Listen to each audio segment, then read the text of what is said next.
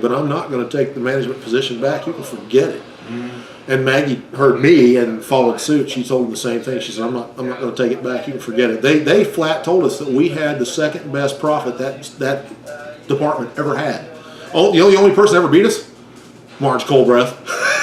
She was the only one that ever beat us in profit. Wow. But nobody could beat her. She was ironclad. I mean, she was the Hitler of the deli. I mean, you couldn't beat her. But we had the best of that. Of the group, we had the best management team they ever had. Neither one of us would take it back.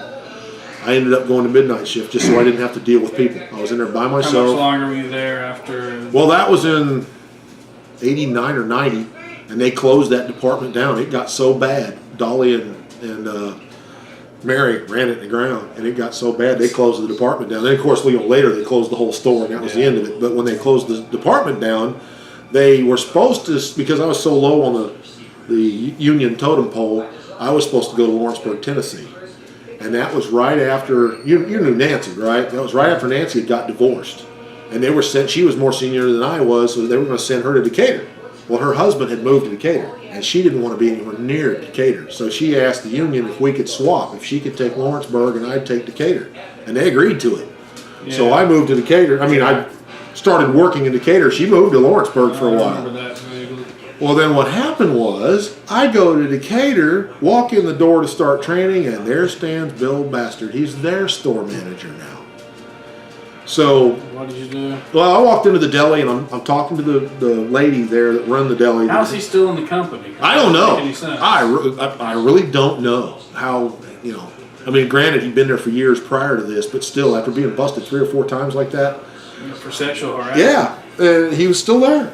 I don't know what strings he had or whatever. But so anyway, I'm in the back, and this head deli clerk, i.e. the deli manager, she's a little shorter than I am, big stocky woman, red hair. So I knew right then she was probably evil anyway. But as it turns out, I liked her a lot. I can't remember her name. But I walk back, and I'm standing there talking to her my first day. And I hear Bill Bastard pick up on line 1, or Bill Baird, I call him Bill Bastard. Yeah. So he comes running back to the deli and picks up our phone, and I went, What exactly are you up to? She's going to Lord, she's going back to old habits. She's going to dump some dye into the water. She's going back to her old habits. So anyway, he decides to pick up the phone in our department, and walks in the deli and picks up the phone, and I'm like, he works here. And she looks at me, she goes, you have nothing to worry about. She said, I know. She said, we've heard of your little knockdown drag out. She said, you have nothing to worry about. He knows. This is my deli. Thank you. Because I figured if someone's in. See, I told you she was back to her old habits. She still thinks she's running the joint. Thank you. I just figured like if the I saw that earlier. I was like, okay, Ned and John here the same day, so Well, toilet paper is going to only- be an issue. So I figured the next person that goes in there is going to be gone. Yeah. So anyway, she said, I want you to know, she said, this is my deli, my department. He knows he doesn't stick his foot in here. She said, I don't play his games. But she said, I want you to know, he's a changed man. I said, what do you mean changed man? She says, look at him. He's got Castrated? he's got all these Jesus pins and all this stuff. God.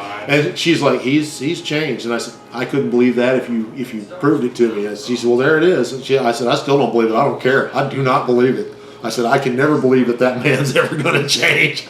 So, I don't know if he heard